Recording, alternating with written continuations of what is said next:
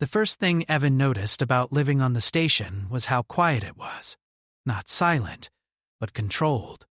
Every sound felt planned. Doors slid open without noise. Lights adjusted softly. Even footsteps from other species sounded careful, like they did not want to disturb the air. Evan was not careful. He hummed when he walked. Sometimes he talked to himself. Sometimes he laughed at things only he understood. It was not that he wanted attention. This was just how humans were. At least how he was. The station was called Lyris Haven, a massive floating structure built to host the first long-term cultural exchange between humans and dozens of alien species. Evan had signed up without fully understanding what that meant. He just knew he was curious, and Earth felt small lately. His assigned living space was modest: clean white walls, adjustable gravity, temperature controls, and a shared common room. His roommate was already there when Evan arrived. Kael'Tyr stood near the far wall. Tall and narrow, his skin a smooth shade between blue and silver. His eyes were dark and reflective, without visible whites. Thin lines along his neck shifted colors slightly as he breathed. They looked at each other for a long moment. "You must be Evan," Kael'Tyr said. His voice was calm, careful, and perfectly translated. "That's me," Evan replied with a smile. "You're Kael'Tyr, right? Nice to finally meet you." Kael'Tyr tilted his head. "You are," smiling. "Yeah," Evan said. "That's normal for us. Means I'm happy." "I see," Kael'Tyr said, though his tone suggested he did not fully see at all. Living together was easier than Evan expected. Kael'Tyr was polite, precise, and deeply respectful of shared space. He organized everything by function and time. Evan, on the other hand, left things where they landed and trusted memory to sort it out later. They learned each other slowly. Kael'Tyr did not eat often, but when he did, he followed strict nutritional cycles. Evan ate whenever he felt hungry and offered snacks without thinking. At first, Kael'Tyr refused every time. Then one day, after watching Evan eat something called a granola bar with clear enjoyment, he accepted one. "It is inefficient," Kael'Tyr said after tasting it. "Yeah," Evan said, "but it's good." Kael'Tyr considered this deeply. The station had many shared spaces: observation decks, cultural halls, quiet gardens filled with plants from different worlds. Evan liked all of them. He talked to everyone: engineers, diplomats, researchers, aliens with shapes he could barely describe and names he could not pronounce correctly. He asked questions. He listened. He laughed easily. Other species noticed. Some found human expressions fascinating. Others found Evan's emotional openness strange but comforting. A few simply enjoyed the sound of his voice, the way he reacted honestly, without hiding behind formality. Evan did not notice the pattern forming. Kael'Tyr did. At first, it was a small thing. Evan would return to their room later than expected. "I was talking with a Trailan biologist," Evan said once, still smiling. "They have 3 types of memory. Isn't that wild?" Kael'Tyr nodded slowly. "You spoke with them for over an hour?" "Did I?" Evan laughed. "Time flies, I guess." Another day, Evan came back excited about helping a group of technicians solve a communication problem. Another time, he mentioned sitting with a nervous alien student who wanted to practice human conversation. Each time, Kael'Tyr listened. Each time, something tight and uncomfortable grew in his chest. Kael'Tyr's species evolved on a world where social bonds were rare and precious. They formed slowly, carefully, and once formed, they were exclusive. Sharing emotional attention was not common. It was dangerous. Bonds were how they survived. To Kael'Tyr, Evan was not just a roommate. He was a bonded presence, a constant, someone whose patterns, voice, and habits had already woven themselves into Kael'Tyr's daily rhythm. And Evan was giving those things away, Keontir did not think of it as anger. It was closer to fear. One evening, Evan returned from the common hall glowing with energy. "You won't believe this," he said. "The Nari ambassador tried human humor. It was terrible, but honestly kind of amazing." Keontir paused what he was doing. "You enjoy speaking with many others?" "Sure," Evan said easily. "That's kind of the point of being here, right?" Keontir studied him. "Do you feel reduced by these interactions?" Evan blinked. "Reduced?" "Yes. Does giving attention lessen what you have left?" Evan frowned slightly, then shook his head. "No. Not really. If anything, it feels like the opposite." Keontir's throat markings dimmed. That night, Keontir did not enter his rest cycle at the normal time. Instead, he accessed his species knowledge archives. He searched for emotional irregularities, instinctive responses, social threat indicators. The patterns matched too closely for comfort. Jealousy. The word did not translate perfectly, but the meaning was clear. A fear response triggered when a bonded individual risks forming competing bonds, a survival mechanism. Keontir closed the archive, unsettled. Evan was not doing anything wrong. That was the problem.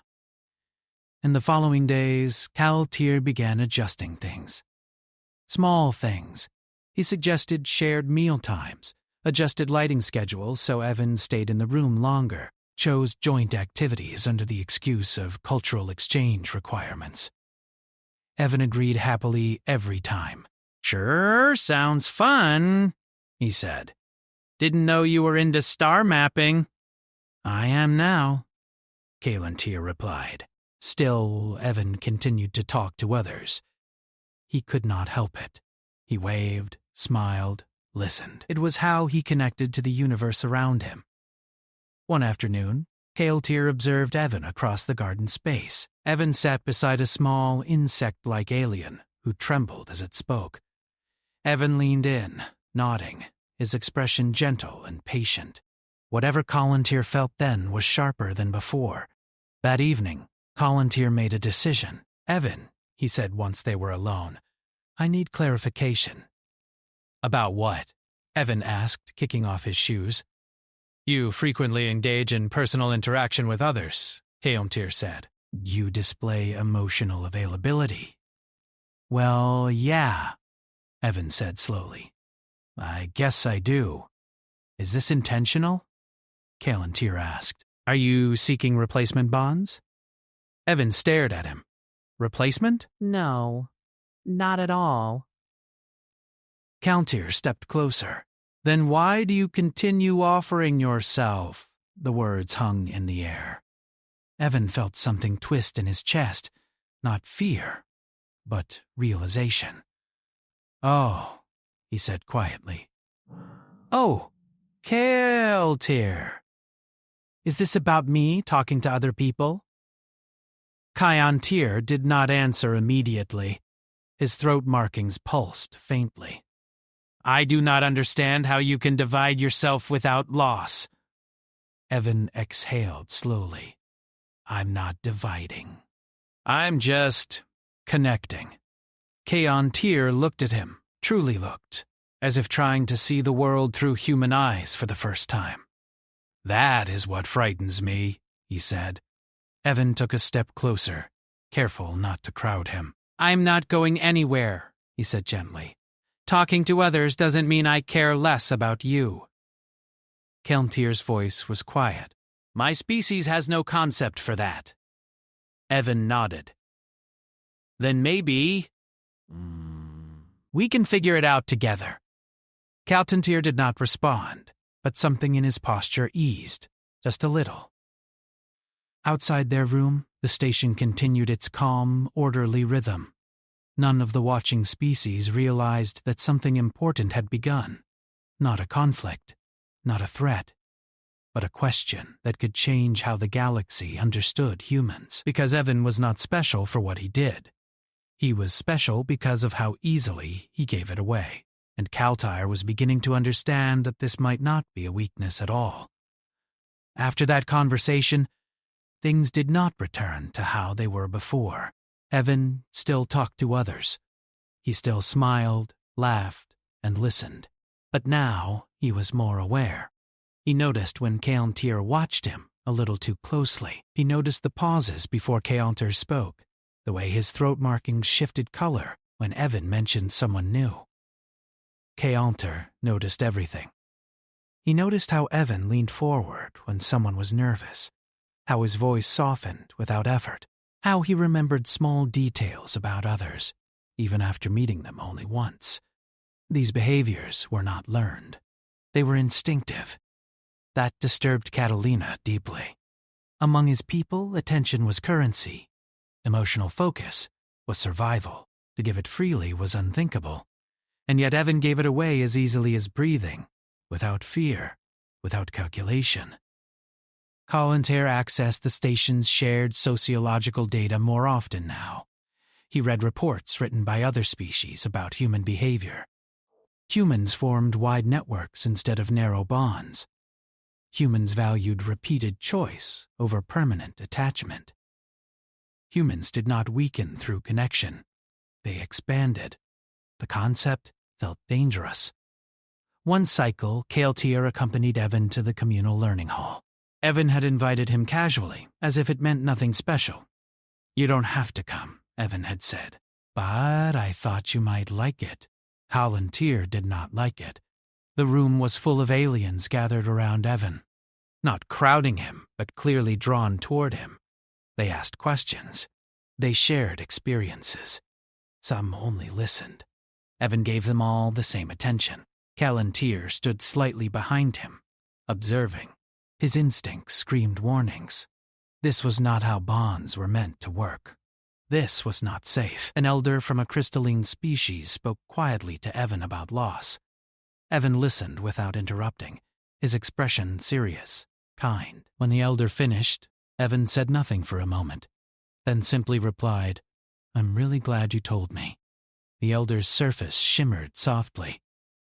A sign of emotional relief. Kaltyr felt something tighten again. Later, as they walked back to their living space, Kaltyr finally spoke. "They respond to you strongly." Evan shrugged. "I guess people like being heard." "You do not guard yourself," Kaltyr said. Evan smiled a little. "Why would I?"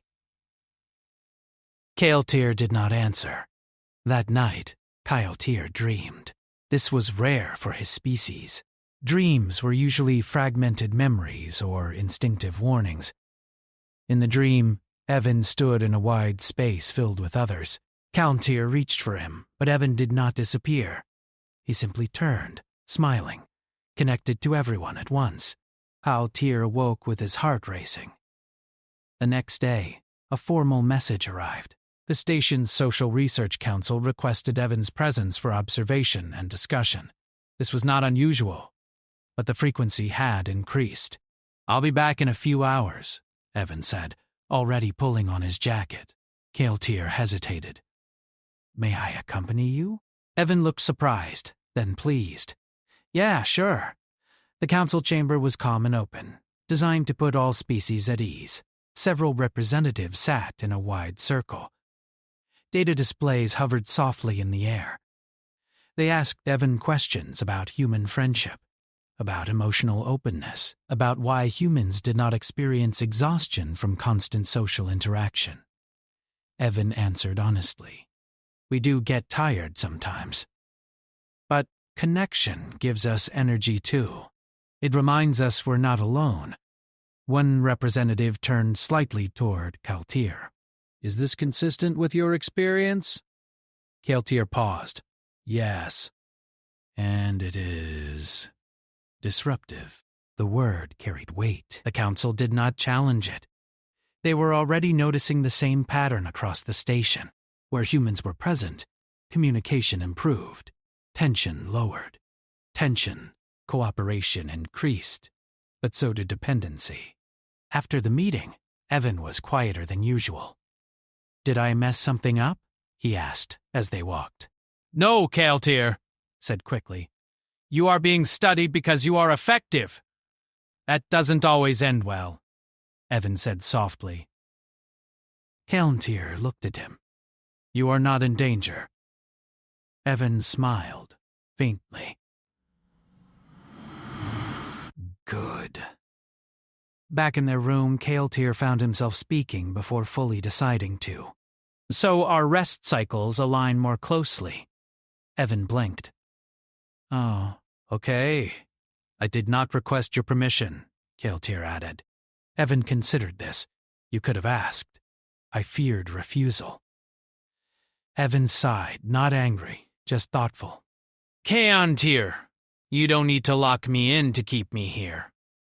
Callantyr's posture stiffened. "I am not attempting confinement." "I know," Evan said gently.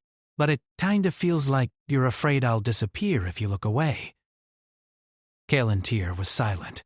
That was answer enough. In the days that followed, Callantyr tried something new. Instead of pulling Evan closer, he watched more carefully. He observed what happened after Evan spent time with others. Evan always returned. Sometimes tired, sometimes energized, sometimes quiet. But he returned. He talked about what he learned. He asked Callantyr questions. He listened to Callantyr's thoughts with the same attention he gave everyone else. The bond did not weaken. It shifted. One evening, Evan sat on the floor, back against the wall, reviewing messages from Earth. Callantyr sat nearby, pretending to organize data. "Can I ask you something?" Evan said. "Yes. Back on your world, when someone bonds, what happens if the other person dies?"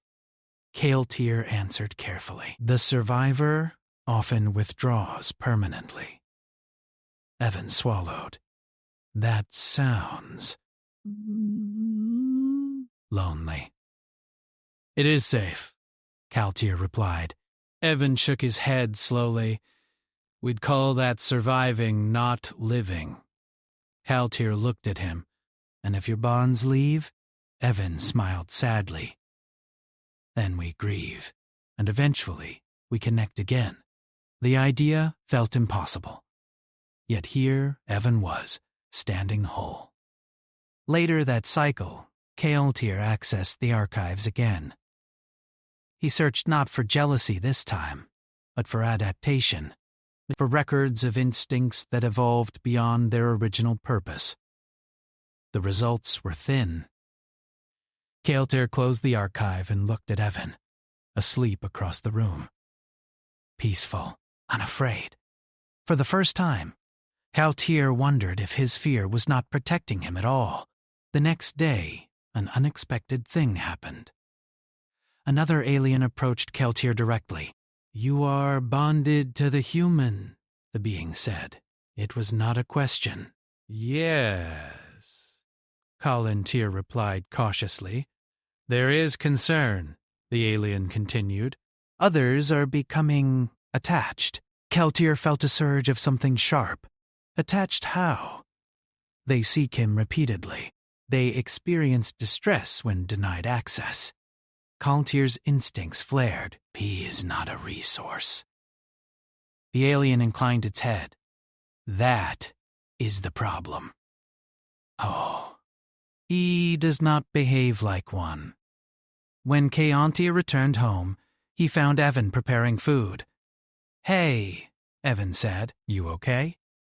"You look tense." Callantyr hesitated, then said, "Others are forming reliance on you." Evan froze. "That's not good." "No," Callantyr agreed. Evan set the food aside. "I never wanted that. I just wanted to be kind." "I know," Callantyr said quietly. Evan looked at him. Really looked. "Is that why you've been worried?" Yes. Evan took a deep breath. "Then we should talk about boundaries together." The word was unfamiliar to Callantyr, but the tone was steady, not rejecting. Something inside Callantyr loosened. For the first time since arriving on the station, Callantyr did not feel like he was losing Evan. He felt like he was learning how to share a universe with him. And somewhere beyond their room, the station continued to change, shaped quietly by one human who never meant to matter so much at all. The idea of boundaries did not leave Kaltir's thoughts. For his species, boundaries were fixed. You bonded, or you did not. You guarded, or you lost. There was no flexible middle space. Evan's word suggested something different, something adjustable, that both frightened and intrigued him. Evan took the lead in explaining.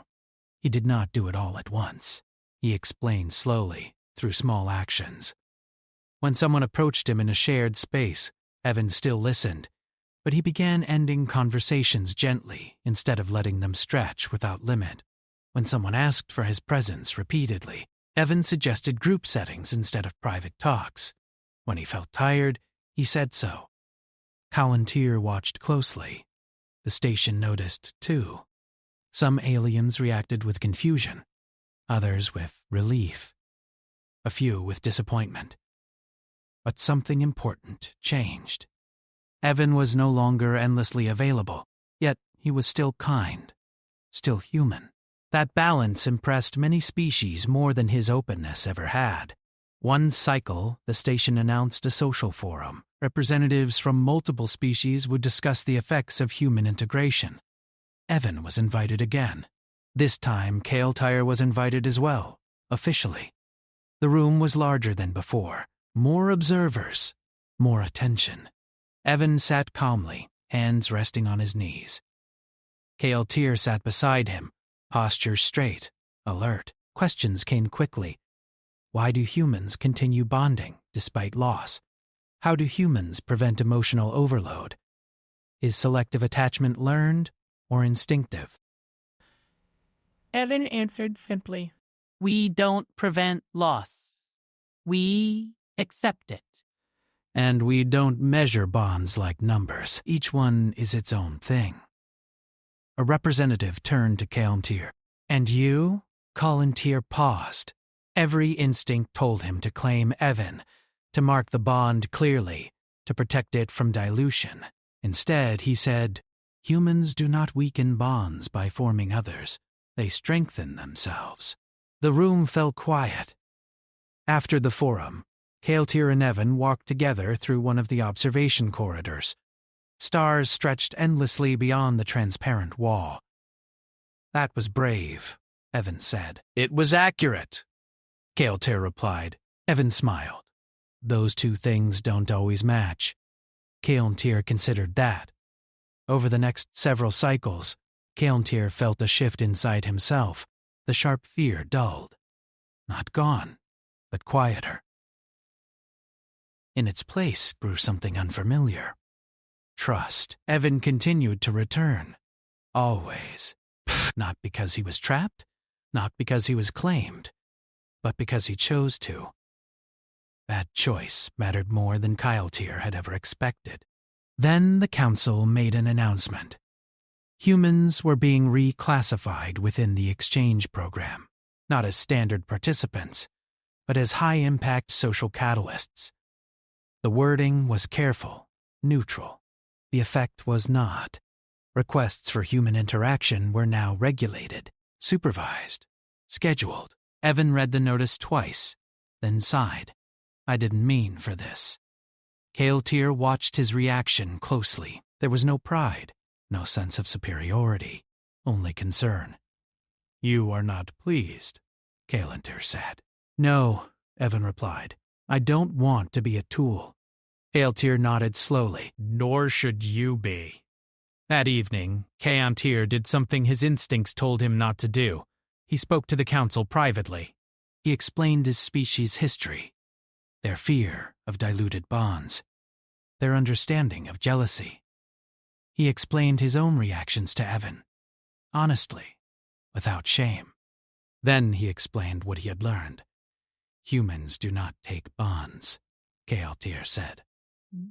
They offer presence. Dependency forms when others refuse to build their own support. The council listened. The next update adjusted the classification. Humans were no longer labeled catalysts. They were labeled connectors. The distinction mattered. Evan noticed the change the next day. They listened to you, Evan said. They listened to us, Calmtier corrected.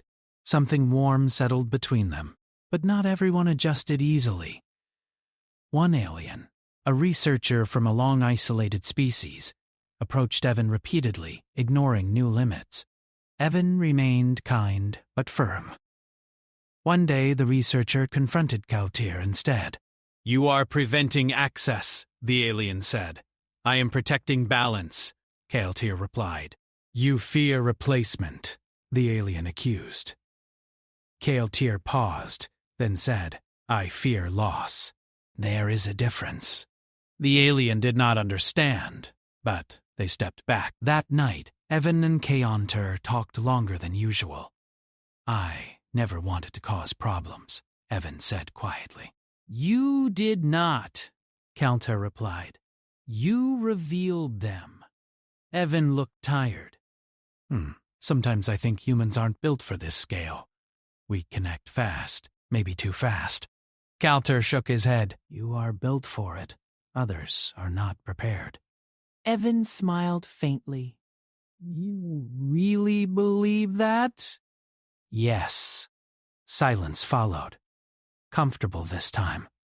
After that, Calmtier made his decision. In his culture, a formal bond declaration was rare. It was not ownership. It was recognition. A public statement of mutual importance. He did not know if Evan would understand. He asked anyway. Evan, Calmtier said, one cycle, voice steady. May I designate you as a primary chosen bond? Evan blinked. That sounds serious. It is, Calmtier said. But it does not restrict you. Evan thought carefully. What does it mean? It means, Calmtier said slowly, that you are important to me, regardless of who else you meet. Evan smiled, eyes soft. Then yes, I'd like that. The declaration was logged quietly. No ceremony.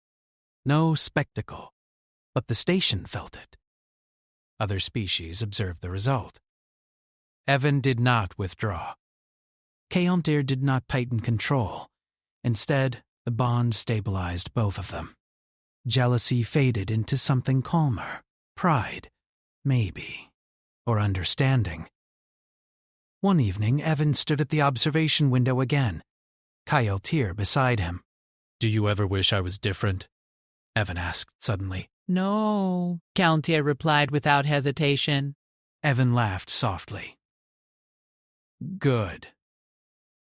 Because I don't think I could stop being this way. Calmtier looked out at the stars. The galaxy will adapt. Evan leaned slightly closer. You really think so? I am already adapting, Calmtier said. That was when Evan understood. This was not a story about an alien learning to control jealousy. It was a story about a galaxy learning that humans did not take love away when they shared it. They multiplied it. And Calmtier, once afraid of losing everything, now understood something his species never had. Being chosen again and again was stronger than being the only choice. The change did not stop with Evan and Calmtier. Once the station officially recognized humans as connectors instead of catalysts, other species began watching more closely, not with fear, but with curiosity. Humans were no longer seen as a strange emotional accident. They were now a pattern worth studying. Evan felt the difference immediately. Aliens still greeted him. They still smiled in their own ways. But now they asked questions before leaning too close. They respected pauses. They learned to step back when Evan said he was tired. It made him feel lighter. Calmtier noticed the relief in Evan's posture, the way his shoulders no longer held constant tension. This confirmed what Calmtier had begun to believe. Humans were not limitless. They were resilient, but only when allowed space. One cycle, the station introduced shared bonding workshops. The idea was simple. Species would explore connection styles without copying humans directly. Evan did not want to attend at first. I'm not a teacher, he said, pacing their room. I didn't study this. I just exist. Kaltir watched him calmly. That may be why you are effective. Evan stopped pacing. That's exactly what scares me. Kaltir stepped closer. You are not responsible for how others choose to adapt. Evan exhaled slowly. I know. I just don't want anyone thinking there's a right way to feel. The workshops began anyway. Evan attended as an observer. He listened more than he spoke. Other species shared their struggles. Some feared closeness, others feared abandonment. Many realized their social rules were built for survival, not happiness. Humans were not perfect, but they were flexible. That flexibility spread. Kaltir noticed something unexpected. Other members of his own species began adjusting too. They did not abandon their bonding traditions, but they softened them. They allowed secondary connections. They practiced shared presence without ownership. Kaltir felt a quiet pride. One evening, Evan returned from the workshop unusually quiet. Long day? Kaltir asked. Evan nodded and sat down. Someone asked me if humans ever feel lonely. Kaltir tilted his head. And your answer? Yes. Evan said simply, all the time. Kaltir waited. But we don't treat loneliness like failure, Evan continued. We treat it like a signal, a reminder to reach out. Kaltir considered this deeply. Later that cycle, a private message arrived from Earth. Evan read it slowly, his expression unreadable. Kaltir noticed. Is something wrong? Evan hesitated. They're asking if I want to stay longer, maybe permanently. The words settled between them. Kaltir felt the old instinct stir, sharp and familiar. Fear of loss, fear of distance, fear of change. But it did not control him. What do you want? Kaltir asked. Evan looked surprised. You're not Upset? I am aware of my feelings, Kaltir replied, but they do not decide for you. Evan smiled, small and grateful. I don't know yet. Earth is home, but so is this place now, in a way. Kaltir nodded. You will choose. Yes, Evan said. And that makes it harder. Days passed. The station continued to adapt. Communication improved. Conflicts softened before growing large. Humans were no longer the center of attention. They were threads in a wider pattern. That was healthier. One day, Kaltir observed Evan sitting alone in the garden, not talking, just watching the plants sway gently. You are quiet, Kaltir said. I'm thinking, Evan replied, about responsibility. Kaltir sat beside him. Explain. I didn't ask to matter this much, Evan said, but I do, and pretending I don't feels wrong. Kaltir nodded. Responsibility does not require self-erasure. Evan smiled slightly. You're getting good at this. I am learning from a human, Kaltir said. Evan laughed. That laughter felt different now. Not careless, grounded. Another message arrived, this time from the council. They wanted Evan's input on long-term integration policies, not as a symbol, but as a person. Evan agreed, but with conditions. He would speak only for himself. Not for all humans, the council accepted. Kaltir listened as Evan spoke clearly and calmly. He explained limits. He explained choice. He explained that connection was not a service. The council adjusted again. Later, Kaltir realized something important. The galaxy was not changing because humans were special. It was changing because humans allowed others to see themselves more clearly. That night, Evan finally answered Earth. He chose to stay longer. Not forever, not as a sacrifice. As a choice, Kaltir felt relief, but he did not cling to it. Instead, he said, I am glad. So am I, Evan replied. They stood together at the observation window, stars stretching endlessly ahead. For the first time, Callantyr did not see those stars as threats or distances. He saw them as possibilities. And Evan, human and imperfect, stood calmly within that vastness, connected but free. The galaxy was still learning. So were they. Time moved differently on Lyris Haven now. Not faster, not slower, just more intentional. Evan felt it in the way people approached him. No longer desperate, no longer reaching as if he might disappear if they blinked. They came with purpose, with respect. Sometimes just to say hello and then move on. That felt right. Callantyr noticed the difference too. The station no longer felt like a place where Evan could be pulled away at any moment. The fear that once lived quietly in Caltyr's chest had faded into memory, like a scar that no longer hurt. One cycle, Evan received another message from Earth. This one was simple, no pressure. Just updates from home. A picture of his sister's garden. A note from an old friend. He smiled while reading it. Callantyr observed him from across the room. You miss them? Yes, Evan said honestly. But missing doesn't mean leaving. Callantyr nodded. He understood that now. Later that day, the station held a gathering. Not a ceremony, not a council, just a shared moment. Many species attended, humans too. There was no agenda. Connection for its own sake. Evan moved through the space naturally. He listened. He laughed. He excused himself when tired. He returned when ready. Callantyr stayed nearby, not guarding, not hovering, just present. An elder from Callantyr's species approached him quietly. You have changed, the elder said. Yes, Callantyr replied.